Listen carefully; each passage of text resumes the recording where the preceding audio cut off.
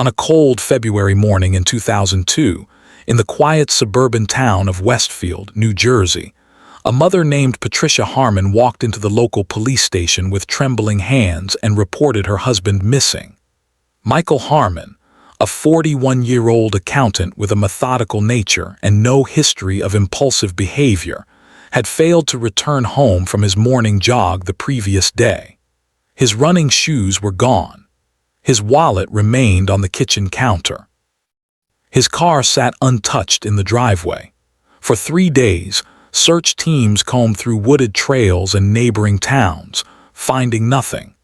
Then, on the 4th day, a dog walker discovered his body in a drainage culvert near the old railway tracks, partially concealed beneath branches and debris. The medical examiner would determine he had been struck in the head with a blunt object. But here is what troubled investigators from the very beginning. The location where Michael Harmon was found was nowhere near his usual jogging route, and the positioning of his body suggested it had been moved after the fatal blow. Who would want to end the life of a mild-mannered accountant who lived for spreadsheets and Sunday crossword puzzles, and why would they go to such lengths to hide what they had done? Westfield, New Jersey, sits approximately 20 miles west of New York City, a commuter town where tree-lined streets bear names like Lawrence Avenue and Dudley Court, where colonial-style homes stand behind manicured lawns, and where the annual property tax bill often exceeds what many Americans pay in annual rent. In February of 2002, the town population hovered around 30,000 residents, most of them upper-middle-class families who had fled the density of Manhattan for the promise of good schools and safe neighborhoods. The downtown area consisted of a single main street dotted with boutique shops, a historic train station that shuttled workers to Newark and beyond, and a diner where the same group of retired men gathered each morning to discuss politics and complain about the winter weather. Michael Harmon had moved to Westfield 7 years earlier with his wife Patricia and their daughter Emma, who was now 12 years old. They purchased a 4-bedroom colonial on Summit Avenue for $370,000, a price that seemed astronomical to Michael's parents back in rural Pennsylvania, but modest by Westfield standards. Michael worked as a senior accountant at a pharmaceutical firm in Bridgewater, a 30-minute commute each morning that he made in his navy blue Honda Accord. Neighbors described him as pleasant but reserved, the type of man who waved from his driveway but rarely initiated conversation. He maintained his lawn with precision, cutting the grass in perfect diagonal lines every Saturday morning during the growing season. He attended parent-teacher conferences and school concerts. He had no close friends in town, no standing poker games or golf club memberships. Patricia Harmon worked part-time as a receptionist at a dental office 3 blocks from their home. She was 38 years old, with shoulder-length brown hair that she wore pulled back in a practical ponytail, and a slim figure maintained through careful portion control rather than exercise. Those who worked with her at the dental office noted her efficiency and her tendency to keep personal matters private. She never complained about her marriage, never gossiped during lunch breaks, never revealed anything beyond superficial pleasantries about her home life. Emma, their daughter, attended Roosevelt Intermediate School, where she earned solid grades without standing out academically or socially. Teachers would later describe her as quiet, compliant, a girl who completed her homework on time and never caused disruption. February 11, 2002, began like most winter Mondays in Westfield. The temperature at dawn registered 28 degrees, cold enough that breath formed visible clouds in the air but not cold enough for snow. Michael Harmon rose at 5:45 in the morning, as he did every weekday. The house on Summit Avenue remained dark and quiet as he moved through his morning routine. He brewed coffee in the kitchen, standing at the counter while it dripped into the glass pot, staring out the window at the backyard where frost covered the dormant lawn. At 6:15, he changed into his running clothes: black sweatpants, a gray long-sleeve shirt, a navy windbreaker with reflective strips along the sleeves. He laced up his running shoes, Nike Air Pegasus in size 10.5, which he had purchased 3 months earlier at the sporting goods store in the nearby mall. Patricia would later tell investigators that she heard Michael leave through the front door at approximately 6:30. She did not get up to see him off. This was normal. On weekday mornings, Michael ran for 45 minutes through the neighborhood, following a route that took him down Summit Avenue, left on Dudley Court, through the small park at the end of Sinclair Place, and back home through the winding streets of the residential area. He logged his runs in a small notebook he kept on his nightstand, recording the date, distance, and time with the same meticulous attention he applied to his work. The last entry in that notebook, which investigators would later examine, showed February 8th, Friday, 4.2 miles, 43 minutes. He should have returned home by 7:15 that Monday morning. By 7:30, Patricia began to feel the first stirrings of concern, though she would later admit she did not immediately panic. Michael had never been late returning from a run, but perhaps he had extended his route or stopped to speak with a neighbor or experienced some minor delay.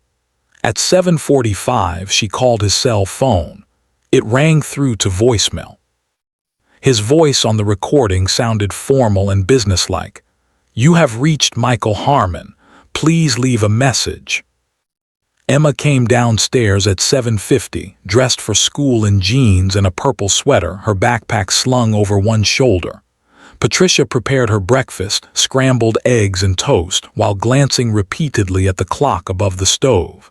8 o'clock came and went. Michael had never missed work without calling. His pattern, his routine, his predictability, these were the defining features of his character. By 8:15, Patricia called his office.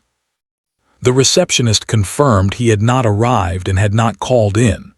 By 8:30, Patricia drove Emma to school, then returned home to find the driveway still empty, the house still silent. She called the Westfield Police Department at 9:12 that morning. The initial response from the police reflected the statistical reality that most missing adult cases resolve themselves within hours. The officer who took Patricia's call assured her that her husband had likely experienced some minor emergency or mishap, perhaps a twisted ankle during his run, perhaps a dead cell phone battery preventing him from calling home. The officer noted Patricia's report but did not initiate an immediate search. "Adults have the right to leave," the officer explained. Unless there was evidence of foul play or clear indication of danger, the department typically waited 24 hours before treating a disappearance as urgent. But Patricia insisted. Michael would never simply leave. Michael would never miss work without notification. Michael was not the type of man who deviated from established patterns. Something was wrong. By early afternoon, 2 patrol officers drove to the Harmon residence on Summit Avenue. They interviewed Patricia in the living room, a space decorated with neutral beige furniture and family photographs in matching frames. The officers asked standard questions. Had Michael been depressed or anxious? Had he mentioned any problems at work? Had the marriage been troubled? Patricia answered each question with a firm negative. Everything had been normal. Everything had been fine. One of the officers walked through the house, nodding that Michael's wallet sat on the kitchen counter next to his keys. His work briefcase remained in the home office. His car occupied the driveway. The only items missing were his running clothes and shoes. The officers expanded their search to the neighborhood that afternoon. They drove along Michael's usual running route, stopping to speak with residents who might have been outside that morning. A woman on Dudley Court recalled seeing a man in dark running clothes jogging past her house around 6:45, but she could not definitively identify him as Michael Harmon. An elderly man walking his dog near Sinclair Place Park reported nothing unusual. The small park itself, barely 2 acres of frozen grass and bare trees, showed no signs of disturbance. As Monday evening descended into night, the Westfield Police Department elevated the case to active missing person status. Patricia's insistence, combined with the unusual details, the abandoned wallet, the uncharacteristic absence, the complete lack of communication, warranted more intensive investigation. Officers contacted local hospitals, checked traffic accident reports, and issued a bulletin to neighboring police departments. By Tuesday morning, when Michael Harmon had been missing for over 24 hours, the police organized a formal search operation. 42 volunteers assembled at the Westfield police station at 8 o'clock Tuesday morning. The group included neighbors from Summit Avenue, members of the local church that the Harmons occasionally attended, and concerned citizens who had heard about the disappearance through local news coverage. The morning temperature had dropped to 24 degrees, and a light snow had begun to fall, accumulating in thin patches on the frozen ground. Search Coordinator Lieutenant Robert Chen divided the volunteers into teams of 4, assigning each team a specific grid section of the neighborhoods and wooded areas surrounding Westfield. The search continued through Tuesday and into Wednesday. Teams walked through Mindo-Eskin Park, a larger green space about a mile from the Harmon residence. They checked the trails behind Roosevelt Intermediate School. They investigated abandoned buildings and commercial areas. Local news stations broadcast Michael's photograph, a man with thinning brown hair, wire-rimmed glasses, a slight smile that did not quite reach his eyes in the image taken at a family gathering the previous summer. The photograph showed him wearing a blue button-down shirt, standing stiffly with one arm around Patricia's shoulders. Patricia gave a brief statement to reporters on Tuesday afternoon, standing on her front porch with her arms crossed against the cold. "Michael is a devoted father and husband," she said, her voice steady but strained. "He would never leave his family voluntarily. Please, if anyone has seen him, contact the police immediately." Behind her, through the front window, investigators could see Emma sitting on the living room couch, staring blankly at the television. Clears throat. On Wednesday afternoon, February 13th, at approximately 3:20 in the afternoon, a local resident named Thomas Brennan was walking his golden retriever along the abandoned railway corridor that ran parallel to Central Avenue, about 2 miles from the Harmon home. The railway had ceased operations in the 1980s, and the tracks had been removed years ago, leaving behind an overgrown pathway that locals occasionally used for walking despite posted no trespassing signs. The area was desolate in winter, bordered by dense brush and scattered trees, with a drainage culvert running beneath the old railway bed. Thomas Brennan's dog began pulling toward the culvert entrance, barking with unusual intensity. Brennan initially tried to pull the animal away, but the dog persisted, straining against the leash. Brennan approached the culvert opening, a concrete tube approximately 4 feet in diameter, partially obscured by fallen branches and winter debris. The smell reached him first, faint but unmistakable even in the cold air. He pulled out his cell phone and dialed 911 at 3:27. Police arrived within 8 minutes. The first officer on scene, Sergeant David Martinez, confirmed what Thomas Brennan had discovered. Inside the culvert, approximately 15 feet from the entrance, partially covered with branches and what appeared to be deliberately placed debris, lay the body of Michael Harmon. He was still wearing his black sweatpants and gray long-sleeve shirt. His navy windbreaker lay bunched beneath him. His running shoes, the Nike Air Pegasus in size 10.5, remained on his feet. The Westfield Police Department immediately secured the scene, establishing a perimeter and calling in the county medical examiner. Detective Sarah Walcott, a 15-year veteran of the department who specialized in criminal investigations, arrived at 4 o'clock and began documenting the scene with meticulous attention to detail. The position of the body troubled her immediately. Michael Harmon lay on his back with his arms at his sides, his legs extended straight. This was not the position of someone who had collapsed or fallen. This was the position of someone who had been placed. The medical examiner arrived at 4:30 and conducted a preliminary examination at the scene.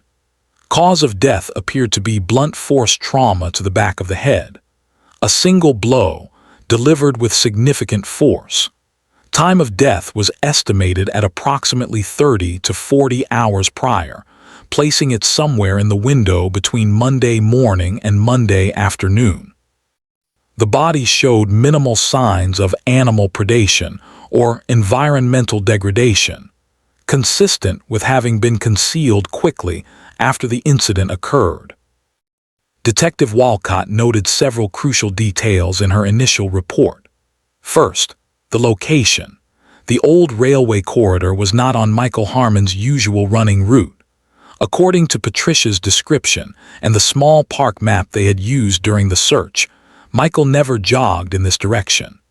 The distance from his home to the culvert was approximately 2 miles, but it required crossing major roads and entering an area that offered no scenic or practical value for a morning run.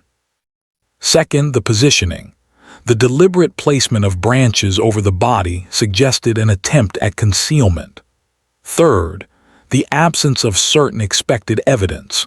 No visible blood spatter around the culvert area, no signs of a struggle, no scattered personal items that might indicate a confrontation. Detective Walcott walked the area surrounding the culvert as the winter afternoon faded into dusk. The ground was too frozen and disturbed to reveal clear footprints or tire tracks. She noted that the old railway access road, which ran nearby, would allow a vehicle to approach within approximately 50 yards of the culvert entrance. A person could have driven here, parked out of sight from the main road, and accessed the culvert location without being observed. By Wednesday evening, the investigation had shifted from missing person to homicide. Detective Walcott returned to the Westfield police station at 7 o'clock and began the process of notifying next of kin. She drove to Summit Avenue accompanied by a victim services counselor, parking in front of the colonial-style house where lights glowed in the front windows. Patricia Harmon answered the door wearing jeans and a cardigan sweater, her face showing the strain of 3 days without sleep. Detective Walcott delivered the news in the living room, speaking in clear, direct terms. "We have found your husband. I am very sorry to tell you that he has passed away. We believe his passing was the result of foul play, and we have opened a homicide investigation." Those who witnessed Patricia's reaction in that moment would later describe it in different ways. The victim services counselor noted that Patricia remained seated on the couch, her hands folded in her lap, her expression shifting from shock to what appeared to be resignation. She did not cry. She did not raise her voice. She asked only 2 questions. "Where did you find him? And how did he pass?" Detective Walcott answered both questions factually. Patricia nodded slowly, then stood and walked upstairs to Emma's bedroom to deliver the news to her daughter. The counselor and detective heard the low murmur of voices, then silence. The Westfield community reacted to the news with collective shock and fear.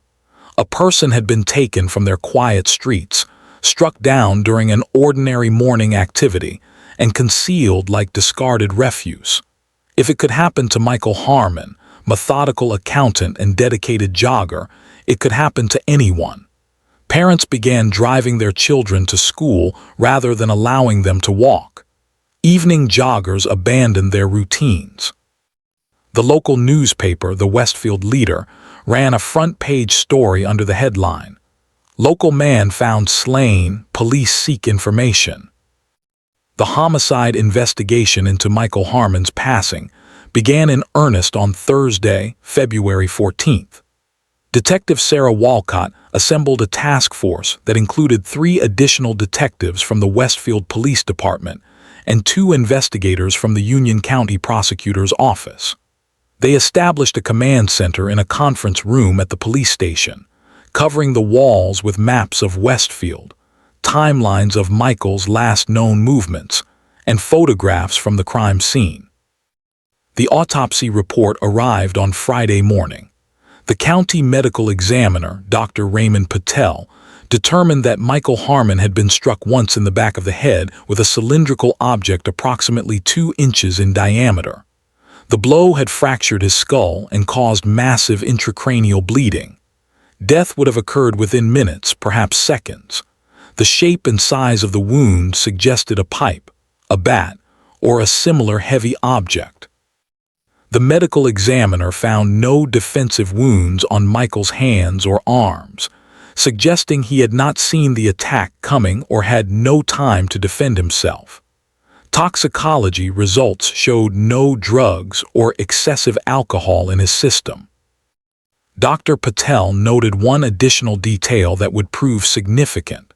Based on lividity patterns and the settling of blood in the body, Michael Harmon had been moved within 2 to 4 hours after the fatal blow. The body showed evidence of having been transported while still in early stages of rigor mortis. This meant whoever ended Michael's life had not simply left him where he fell. They had moved him, deliberately, to the Culvert location.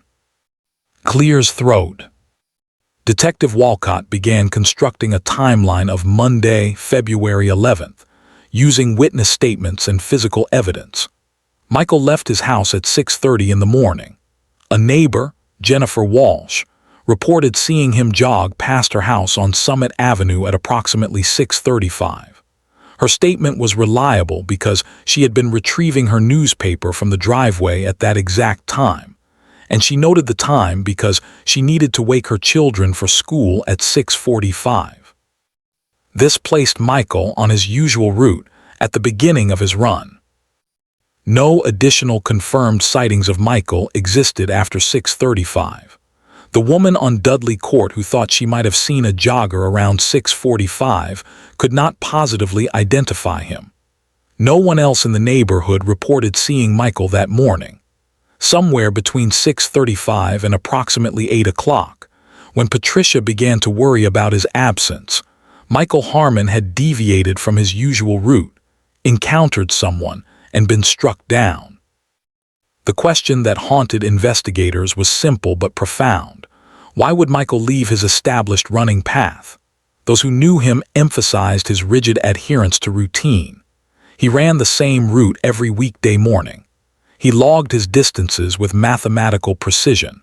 He was not the type of person who explored new trails on a whim or altered his patterns without reason. Something or someone had to have drawn him away from Summit Avenue and the familiar streets of his neighborhood. Detective Walcott interviewed Michael's coworkers at the pharmaceutical firm in Bridgewater. They described him as competent, quiet, occasionally awkward in social situations. He ate lunch at his desk most days. He did not participate in office politics or gossip. His work performance had been satisfactory, neither exceptional nor problematic. No one could think of anyone who disliked him. No one knew of any conflicts or disputes. One coworker mentioned that Michael seemed tired in recent months, but could not elaborate on what that meant. The investigation expanded to Michael's financial records. Detectives obtained authorization to review his bank statements, credit card transactions, and tax returns. They found no evidence of gambling debts, unusual purchases, or suspicious activity. Michael and Patricia maintained a joint checking account and individual retirement accounts. Their mortgage payment was current. They had approximately $14,000 in savings. Nothing suggested financial motive or hidden problems. Investigators also examined Michael's personal life for signs of affairs or secret relationships. They reviewed his phone records, finding only routine calls to his office, his home, and occasional calls to his parents in Pennsylvania. They checked his computer, finding nothing beyond work emails and occasional visits to news websites and financial planning sites. No dating profiles. No suspicious correspondence. Michael Harmon appeared to have been exactly what he seemed. A quiet, methodical man who lived a simple, predictable life. But as the investigation continued through its second week, Detective Walcott began to notice something that troubled her. Patricia Harmon's behavior, while not overtly suspicious, struck experienced investigators as unusual in subtle but persistent ways. During the initial interviews, Patricia had provided clear, detailed answers about Michael's routine and habits. She had been cooperative and forthcoming, but she had also been remarkably composed. Deputies whispered quietly among themselves about the lack of visible grief, the absence of tears, the controlled demeanor that seemed almost rehearsed. On February 20th, 9 days after Michael's disappearance, Detective Walcott conducted a second formal interview with Patricia at the police station. Patricia arrived wearing black slacks and a gray blouse, her hair pulled back in her usual ponytail. She sat across from Detective Walcott in the small interview room, her hands folded on the table, her expression neutral. Detective Walcott asked Patricia to walk through the timeline again, starting from Sunday evening, February 10th. Patricia recounted the evening: dinner at 6 o'clock, chicken and rice.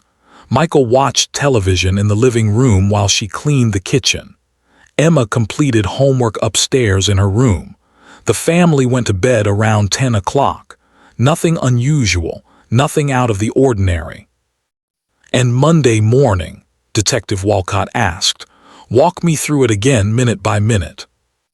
Patricia repeated what she had already stated. Michael woke at 5:45.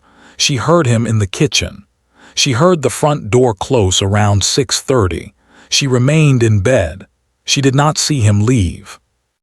"You did not find it odd that he left without saying goodbye?" Detective Walcott asked. "That was normal for us," Patricia replied. "On weekday mornings, I usually slept until 7. Michael was always quiet when he left for his run." "And when did you start to worry?" "Around 7:30, when he had not returned." Detective Walcott made notes in her pad. She had reviewed the phone records. Patricia had called Michael's cell phone at 7:45.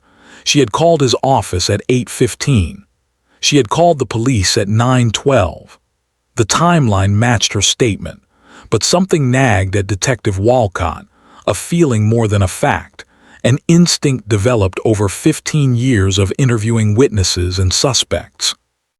Clear's throat. She changed tactics. "Patricia, I need to ask you some direct questions and I need you to answer honestly. Was your marriage happy?" Patricia's expression did not change. "We had been married for 14 years. We had our ups and downs like any couple, but yes, we were happy." "Did Michael have any enemies? Anyone who might want to harm him?"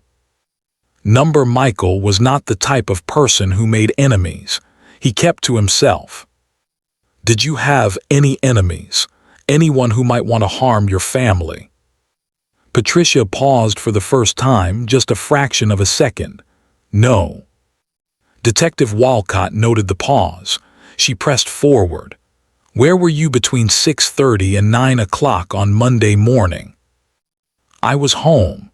In bed until around 7:30, then I made breakfast for Emma, then I drove her to school at 7:50. "Can anyone confirm that?" "Emma can confirm I made her breakfast and drove her to school. But no one can confirm I was in bed from 6:30 to 7:30 because I was alone in my bedroom." This was the truth, and both women knew it. Patricia had no alibi for the critical window when Michael was struck down and concealed in the culvert, but neither did thousands of other Westfield residents who had been home alone that Monday morning. Lack of alibi was not evidence of guilt. Detective Walcott shifted to another angle. I need to ask you this, and I apologize if it seems insensitive. Did you benefit financially from Michael's passing? We had a life insurance policy through his employer, Patricia said. $100,000. The mortgage would be paid off, and Emma and I would have some security. $100,000. Not an enormous sum, but significant for a family living month to month on modest incomes. Detective Walcott made note of this but said nothing. Life insurance policies were common. Most families carried them. It proved nothing. The interview continued for another hour, covering the same ground from different angles. Patricia's answers remained consistent, her demeanor remained controlled, and her story did not waver. When Detective Walcott finally concluded the interview, she thanked Patricia for her cooperation and walked her to the lobby. As Patricia left the building, Detective Walcott returned to the conference room where her colleagues had been watching the interview through the one-way glass. "What do you think?" asked Detective James Chen, a younger investigator who had recently transferred from the robbery division. Detective Walcott stood with her arms crossed, staring at the empty interview room through the glass. "I think she is either telling the truth, or she is very, very good at lying." The investigation continued to hit dead ends throughout late February and into March. Forensic teams had examined the Culvert location exhaustively, collecting soil samples, debris, and trace evidence. They found nothing conclusive. No fingerprints, no tire tracks clear enough to identify, no witnesses who had seen vehicles or suspicious activity in the area on February 11th. The cylindrical object that had been used to strike Michael Harmon was never recovered. Investigators searched the Harmon house, the surrounding neighborhoods, and the area near the culvert, but the implement remained hidden or disposed of in a way that prevented discovery. Detective Walcott interviewed Emma on 2 occasions, once at school in the presence of a counselor, and once at the Harmon residence. Emma was small for her age, with light brown hair cut to shoulder length and her mother's slim build. She answered questions in a quiet voice, often looking down at her hands rather than making eye contact. She confirmed that Monday morning had been normal. She had woken up around 7:45. Her mother had made her breakfast. They had driven to school together. She had not seen her father that morning, but that was normal because he usually left for his run before she woke up. "Did your parents argue?" Detective Walcott asked gently. Emma shook her head. "Not really." "Not really or not at all?" "Sometimes they disagreed about things," Emma said, "but they did not yell." "What kinds of things did they disagree about?" Emma shrugged. "Normal things, money sometimes, where to go on vacation." "Did your father seem worried or upset about anything recently?" Another shake of the head. "He was just normal." Detective Walcott tried several more gentle questions, but Emma had little to offer. She was 12 years old, navigating grief and trauma, and investigators treated her with appropriate care and caution. Nothing she said contradicted her mother's statements. Nothing she revealed suggested hidden problems in the Harmon household. By April, the investigation had stalled. The task force had interviewed over 80 people, reviewed hundreds of pages of financial documents and phone records, examined the crime scene with every available forensic technique, and generated a case file that filled 3 large binders. They had no suspects. They had no clear motive. They had no witnesses who could place anyone near the culvert on the morning of February 11th. The case remained open, but active leads had been exhausted. Those who have ever watched an investigation slowly go cold understand the frustration that settles over a police department. Detective Walcott continued to review the case files weekly, looking for details they might have missed, connections they might have overlooked. But as spring arrived and the frozen ground thawed, bringing with it the renewal of life in Westfield's parks and gardens, the investigation into Michael Harmon's passing faded from the front pages of the local newspaper and from the daily concerns of most residents. The Westfield Police Department held a press conference in May, announcing that the investigation remained active but that they had no significant developments to report. Detective Walcott stood at the podium, reading from a prepared statement. "We continue to pursue all leads in the passing of Michael Harmon. We ask anyone with information, no matter how insignificant it may seem, to contact our department. This case will not be forgotten. We will find answers for the Harmon family." But privately, investigators understood the reality. Without new evidence, without a witness coming forward, without a confession or a break in the case, Michael Harmon's demise would join the statistics of unsolved homicides that accumulate in police files across the country. The case had gone cold. Part 3. The Silence. 16 months after Michael Harmon's body was discovered in the drainage culvert, Patricia and Emma moved out of the colonial house on Summit Avenue. The for sale sign appeared in the front yard in June of 2003, and by August, a young couple with a toddler had purchased the property for $420,000. Patricia used the proceeds, combined with the life insurance payout and their savings, to purchase a smaller townhouse in Springfield, a neighboring community about 6 miles from Westfield. Springfield was similar to Westfield in many ways, suburban, safe, with good schools and quiet streets, but it offered Patricia and Emma what they needed most: distance from the memories and from the knowing looks of neighbors who would forever associate them with tragedy. Emma transferred to Jonathan Dayton High School for her freshman year, joining a student body where no one knew her father had been taken in an unsolved homicide. Patricia left her position at the dental office and found new employment as an office manager at a small accounting firm, a job that paid slightly better and required no explanation of why she had left her previous position. Those who knew Patricia during this period would later describe her as functional but distant. She performed her job competently. She paid her bills on time. She attended Emma's school events when required. But there was a quality of going through motions, of existing rather than living. She rarely smiled. She made no new friends. She maintained the same controlled demeanor that had troubled Detective Walcott during the initial investigation, that sense of someone whose emotions had been carefully locked away where they could not cause disruption. Emma struggled in different ways. Her grades, which had been solid at Roosevelt Intermediate School, began to slip during her freshman year at Jonathan Dayton High School. She turned in assignments late or not at all. She skipped classes occasionally, forging notes from her mother to excuse her absences. Teachers noted that she seemed withdrawn, sitting alone at lunch, avoiding eye contact in the hallways, existing on the periphery of adolescent social circles. The school counselor, Mrs. Rebecca Torres, called Patricia in November of 2003 to discuss Emma's academic performance and apparent isolation. Patricia came to the meeting wearing professional attire from her job at the accounting firm, her expression neutral and guarded. "Emma is struggling," Mrs. Torres said gently.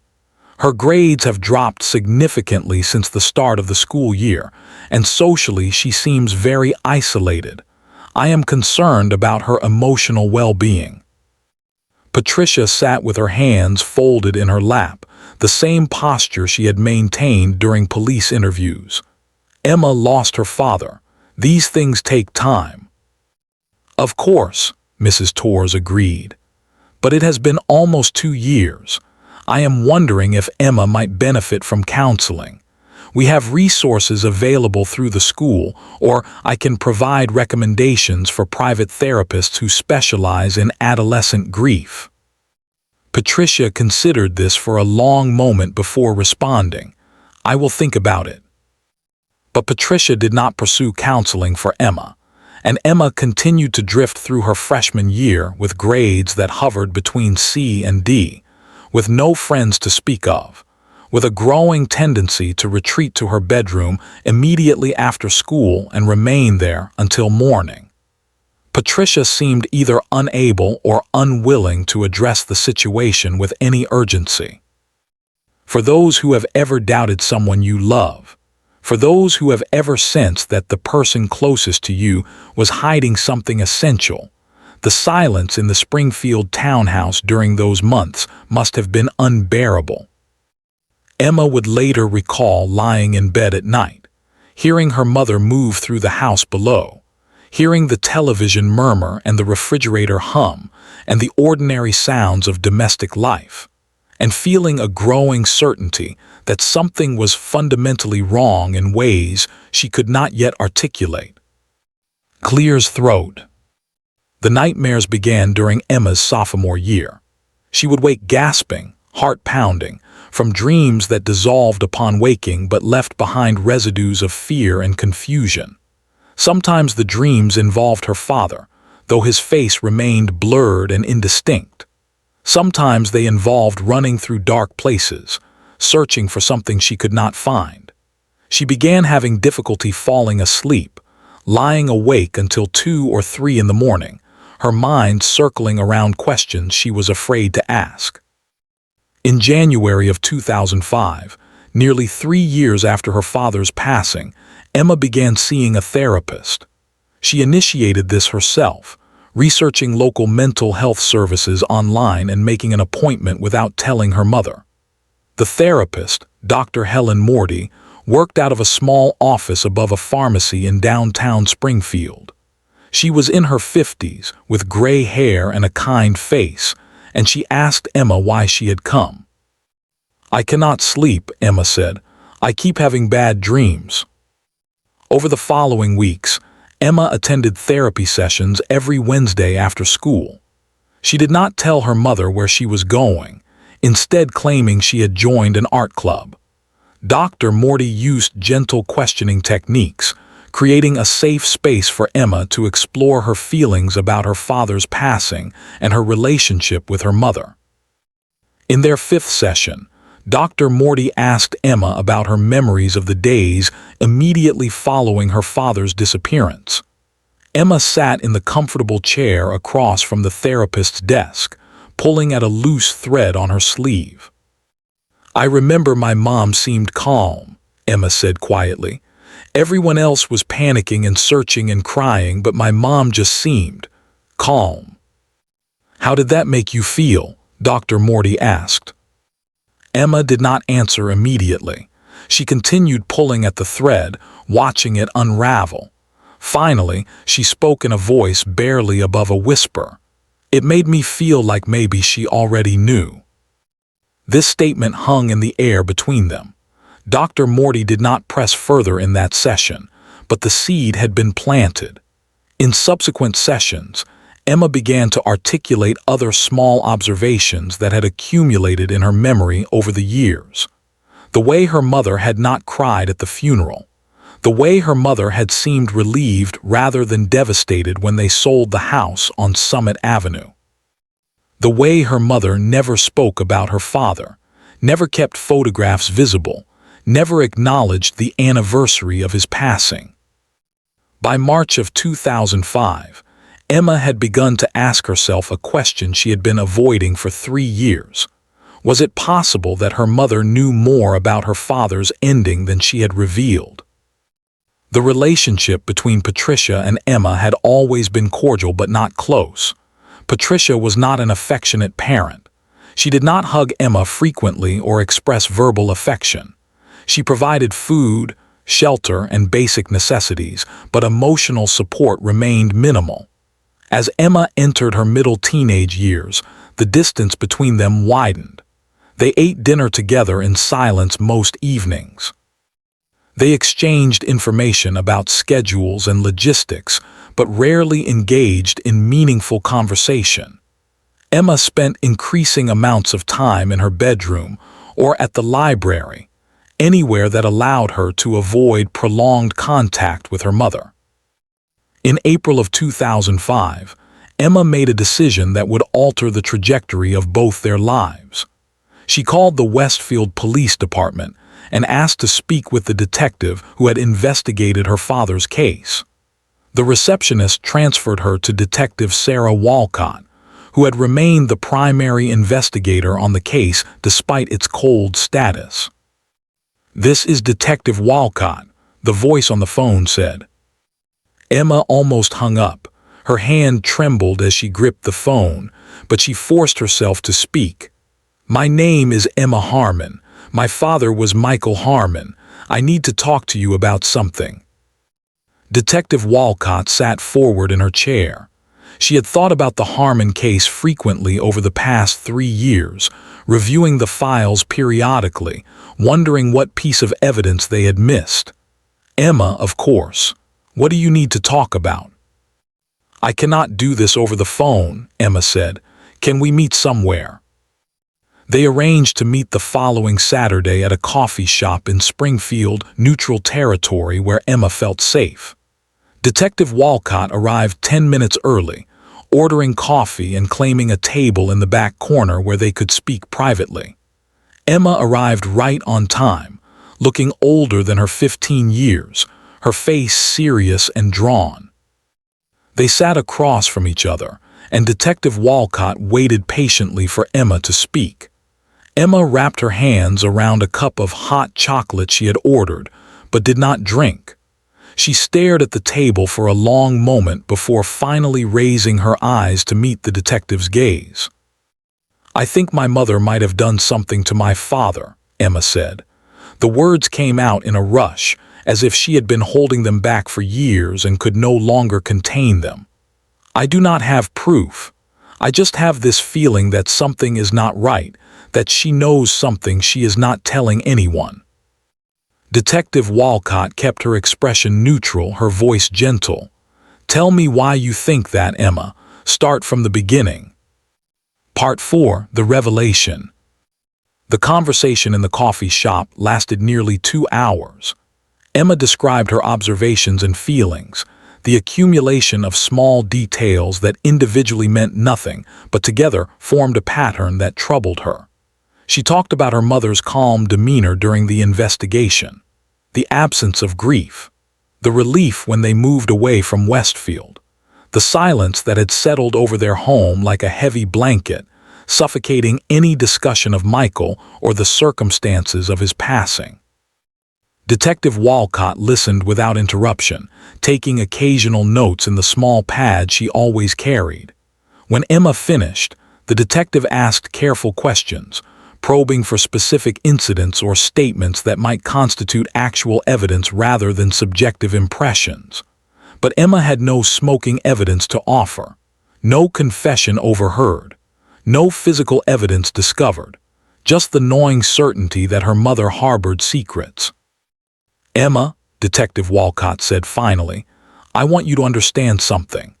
The feelings you are describing are not unusual for someone who has lost a parent under traumatic circumstances. Sometimes grief manifests as suspicion or anger directed at those closest to us. I am not dismissing what you are telling me, but I need you to be very certain before we proceed further. Making accusations without evidence can be harmful to everyone involved." Emma met the detective's eyes with surprising steadiness. "I understand that, but I also understand that my mother is not normal. Something is wrong. I need to know the truth." Detective Walcott agreed to review the case files again with fresh perspective, specifically looking for anything that might support Emma's concerns. They exchanged phone numbers, and Emma agreed to contact the detective if she remembered any specific details or incidents that might be relevant. As they parted in the parking lot, Detective Walcott watched Emma climb into her car, a used Honda Civic that Patricia had purchased for her when she turned 15, and drive away. The girl carried herself with a burden no teenager should bear. That weekend, Detective Walcott returned to the police station and pulled the Harmon case files from storage. 3 years had passed, but her memory of the investigation remained clear. She spread the files across the conference table and began reading through every interview transcript, every forensic report, every timeline and witness statement.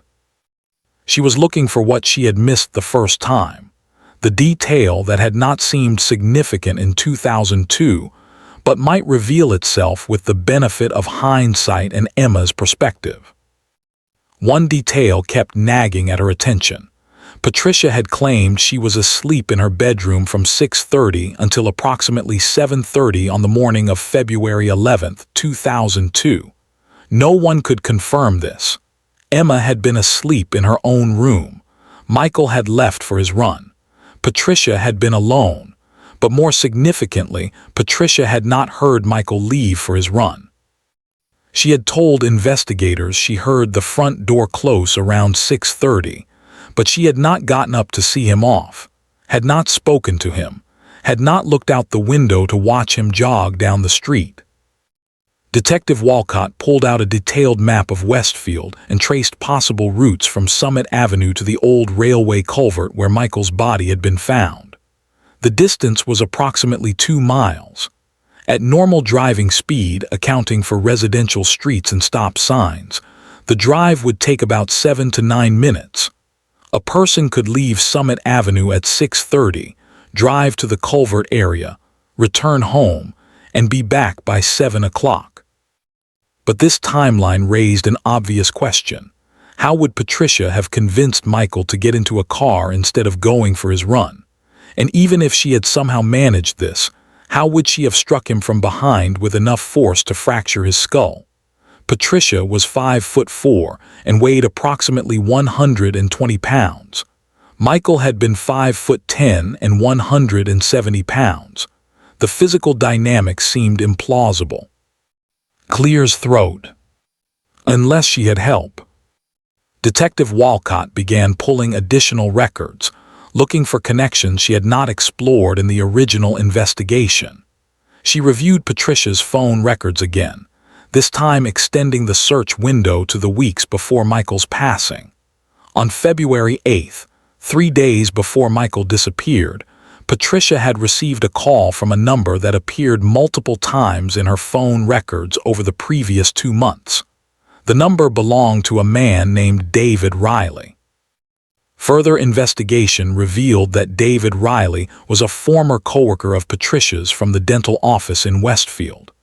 He had worked as a dental hygienist before leaving the practice in November of 2001, approximately 3 months before Michael's disappearance.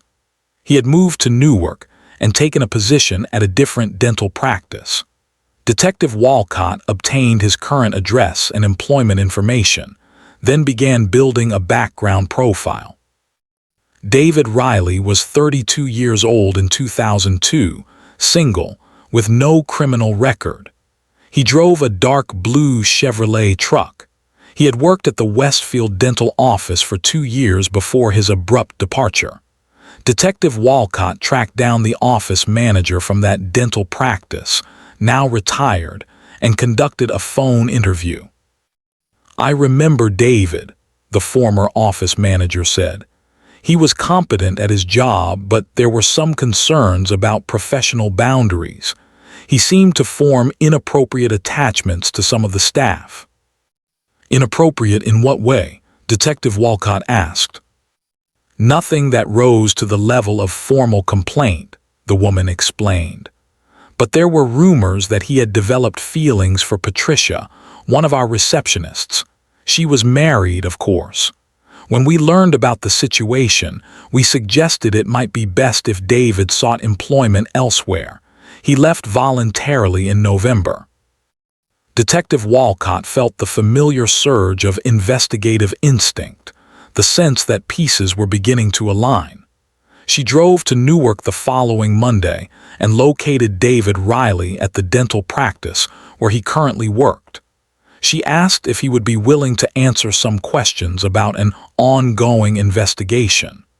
David Riley agreed and met her in the parking lot during his lunch break. He was average height, with dark hair and an unremarkable appearance. He sat in the passenger seat of Detective Walcott's vehicle, his hands folded in his lap, his expression wary. "Mr. Riley, I am investigating the homicide of Michael Harmon, which occurred in February of 2002. I understand you knew his wife, Patricia Harmon, from your time working at the dental office in Westfield." David Riley nodded slowly. "Yes, I knew Patricia. We worked together for about 2 years."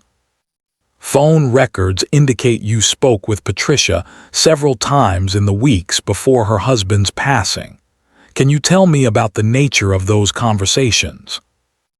David Riley's jaw tightened slightly. "We were friends. Sometimes friends talk on the phone." "What did you talk about?" "I do not remember specifically. It was more than 3 years ago." Detective Walcott pulled out a notepad and reviewed her timeline. "On February 8, 2002, you spoke with Patricia for 17 minutes. On February 6th, you spoke for 12 minutes. On January 31st, you spoke for 23 minutes. These are fairly lengthy conversations for people who are just casual friends." David Riley stared out the windshield. Patricia was having problems in her marriage. She needed someone to talk to. "What kind of problems?" "She felt trapped. She said Michael was controlling, that she felt like she could not breathe in that house. She talked about wanting to leave but feeling like she could not afford to." "Did Patricia ever discuss wanting to harm her husband?" David Riley turned to look at Detective Walcott for the first time. "No, nothing like that. She just wanted out of the marriage." Detective Walcott asked several more questions, but David Riley maintained his position. He and Patricia had been friends, nothing more, and she had confided in him about her unhappy marriage. He denied any romantic involvement. He denied any knowledge of Michael's passing beyond what he had read in the newspapers. When the interview concluded, Detective Walcott thanked him for his time and watched him walk back into the dental office. She did not believe him. Detective Walcott spent the next 2 weeks building a case file on the relationship between Patricia Harmon and David Riley. She obtained additional phone records, traced David's vehicle movements through his EZ-Pass records, and interviewed former colleagues from the dental office. A picture emerged of a relationship that had crossed professional boundaries, of frequent private conversations, of David leaving his position under pressure related to his attachment to Patricia. But she still lacked direct evidence connecting either of them to Michael Harmon's demise. Everything remained circumstantial. Suspicious phone calls, unexplained relationship, opportunity and possible motive. Not enough for an arrest, not enough even for a search warrant. The break came from an unexpected source. In June of 2005, David Riley was arrested for assault following a domestic dispute with his girlfriend at the time. During booking, he made an offhand comment to the arresting officer. "This is nothing compared to what I have gotten away with." The officer, intrigued, asked what he meant. David Riley laughed and said, "Forget it. I was just running my mouth." But the officer included the comment in his arrest report. And when that report crossed Detective Walcott's desk during a routine review of arrests involving persons of interest in cold cases, she immediately recognized the name. She contacted the Newark Police Department and obtained permission to interview David Riley while he was being held on the assault charge. The interview took place in an interrogation room at the Newark Police Headquarters on June 23, 2005. David Riley sat across from Detective Walcott, looking tired and defeated. The assault charge was his first criminal offense, and he was facing potential jail time. Detective Walcott began with routine questions about the assault incident, establishing rapport, before gradually shifting the conversation toward Westfield in February of 2002. "David, I want to talk to you about something you said when you were arrested. You told the officer this was nothing compared to what you had gotten away with. What did you mean by that?" David Riley shook his head. "I was upset. I did not mean anything." "I think you did mean something," Detective Walcott said calmly. "I think you were talking about Michael Harmon." The change in David Riley's expression was subtle but unmistakable. His eyes widened slightly. His hands, which had been resting on the table, curled into fists. "I do not know what you are talking about," he said. Detective Walcott leaned forward. "David, I have spent 3 years investigating Michael Harmon's passing. I know about your relationship with Patricia. I know about the phone calls. I know you left your job because of your attachment to her. I know she wanted out of her marriage and could not afford to leave. And I know that on the morning of February 11th, 2002, someone convinced Michael Harmon to get into a vehicle instead of going for his run, drove him to the old railway culvert, struck him in the back of the head, and left him there to be found days later. I think that someone was you, and I think Patricia helped plan it." David Riley sat in silence for a long moment. Then, in a voice barely above a whisper, he said, "I want a lawyer."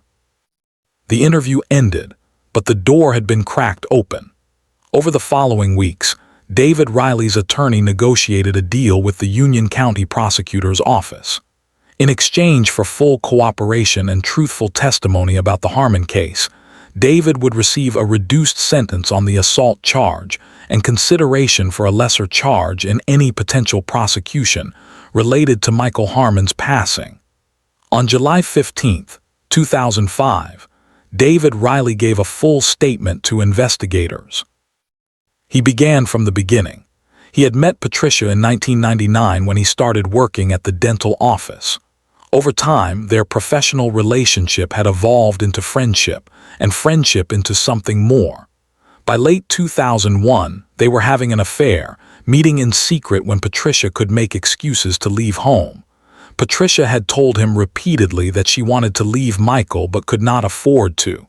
The house was in both their names. The savings were joint.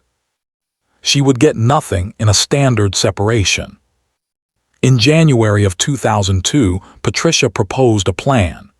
If Michael were to pass away, she would receive the life insurance payout, the house proceeds, and freedom from a marriage that made her miserable. David initially dismissed the idea as fantasy, but Patricia persisted, working through the details, addressing his concerns, convincing him that they could succeed if they were careful. The plan was relatively simple. On the morning of February 11th, David would park his truck on a side street near Summit Avenue. Patricia would tell Michael that the car was making a strange noise and ask if he would drive it around the block before his run to see if he could identify the problem. Michael, being helpful and mechanically inclined, would agree. Once Michael got into the driver's seat, Patricia would ask David, who would be waiting nearby, to ride along in case they needed to describe the noise to a mechanic later. Michael would not suspect anything unusual about David's presence, since he knew David had worked with Patricia. Clear's throat. They would drive toward the old railway area under the pretense of testing the car on different road surfaces. David would sit in the back seat, behind Michael. When they reached a secluded section of the old railway access road, David would strike Michael from behind with a steel pipe he had brought for the purpose. One blow, delivered with surprise and force. They would then move Michael's body to the culvert, arrange the scene to look like he had been attacked during his morning run, and David would drive Patricia back to Summit Avenue. The entire operation would take less than 30 minutes. Patricia would then discover Michael's absence, wait an appropriate amount of time, and call the police. The plan was executed almost exactly as designed. Michael had died quickly from the blow. David had moved the body while Patricia waited in the car, unable to watch but willing to be complicit. They had returned to Summit Avenue at approximately 7 o'clock. Patricia had dropped David near where his truck was parked, then returned home to begin the performance of the worried wife. David Riley provided details that only someone present at the scene could know. The steel pipe had been disposed of in a dumpster behind a shopping center in Newark, later hauled away with routine trash removal. He described the exact location where they had parked on the access road, matching physical evidence investigators had collected but not publicized. His statement aligned with the forensic timeline and the pattern of lividity that had indicated the body had been moved shortly after demise. On July 20th, 2005, armed with David Riley's testimony and corroborating evidence, the Union County Prosecutor's Office obtained arrest warrants for both Patricia Harmon and David Riley in the homicide of Michael Harmon. Detective Walcott led the team that executed Patricia's arrest at her townhouse in Springfield at 6 o'clock in the morning. Patricia answered the door in pajamas and a bathrobe, her expression shifting from confusion to realization as Detective Walcott read her rights. "Patricia Harmon, you are under arrest for the homicide of Michael Harmon. You have the right to remain silent." Emma watched from the top of the stairs as her mother was handcuffed and led to the police vehicle waiting at the curb. Their eyes met for a brief moment, and Emma would later tell therapists that she saw no surprise in her mother's face, only resignation. The arrest made headlines across New Jersey.